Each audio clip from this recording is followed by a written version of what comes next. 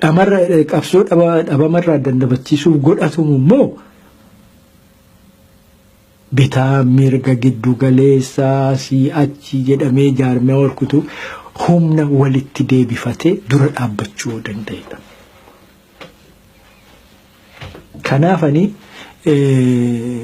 kanarratti illee baay'ee jedhe sitti dhagaama eenatti dhagaama eessa jirraa unaan jette bakka gaariin jirru ani warra kun moomaa faayidaan qabdu maali jedhu keessa hin jiru. Maaliif sadarkaa Oromiyaatti sun ilaalee jedhe tooftaan namoonni keenyatti dhimma ba'anis ittiin tolu. Humna guddifna jedhamee karaa bordhaqee Oromiyaa miidhutti dhimma ba'uu barbaadan. Yoo namni karaa amantiitiin deemate, yoo namni gosaan deemate, rakkoo har'a yeroo mirqaanee itti seenu kana hin arginetu isa afata achitti. Somaaliyaan akkasitti diigamte. Yoo gandaan jalqabde, yoo kutaan jalqabde gandatti gadi buuta. Gaafa gandatti gadi buute immoo balbalaaf lagatti gadi buuta jechaadha. Kun homaa waan argitee control gootu miti. Maaliif dhukkubuma isa sana uumetu hunda achi dhaqaa jechaadha. Kan group interest haa ta'u, interest individually haa ta'u kun balaa ofii keenyaafis balaa ta'u, diina keenyaaf immoo karaa banutu dhalataa jechaadha. Yeroo kana jedhamu keessatti immoo maal inni tokko argitee waan saba Oromoo kana maaltu maal ta'a jennee dhaaritti ilaaluudha. Diversitiin keenya problemii keenya miti. Namni argitee waa'ee nama beeku, naannoo beeku, yoo dubbate, yoo faarse, isa miti gandummaa lanaaf.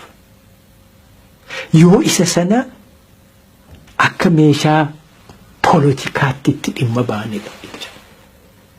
Meeshaa poolitikaa itti kaanirra oolla jennee itti dhimma ba'anidha jechaadha.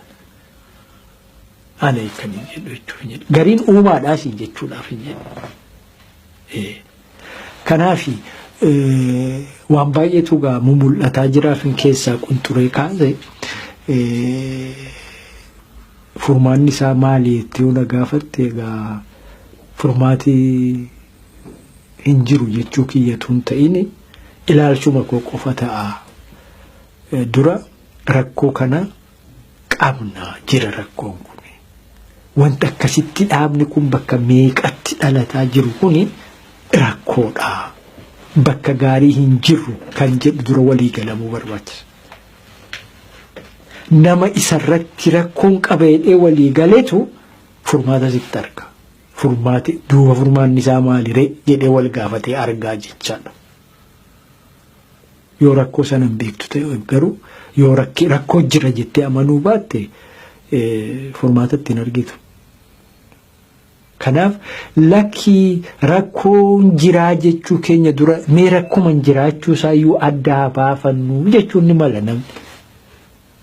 Kun egaa karaa biraatiin maal akeekaa rakkoon jiraachuu isaa hin beeknu jedha ta'a. Ani garuu rakkoon jiran jedha yoo sanas ta'e Oromoon wal gaafachuu qabu, wal mari'achuu qabu. Balaan kun diina nurratti jabeessa malee jechuun akkitti amma jiru kuni adda bilisummaa Oromoo akkan sila sii hime wareegalama jabaadhaan qaaliidhaan sadarkaa kanarraan nu gahe waltajjii har'a namuu irratti bakka meeqatti adda bahe kana bara dhaabuma kanatti tolchine hundi kan irraa bahe kana.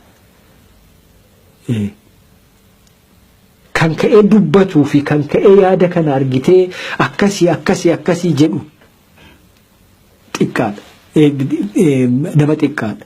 Kan immoo maali musiibaan Oromoo irra gahe dhaaba keenya kanarra gahe jedhee gadi bee akkasumatti usee taa'u ciisa guddaadha.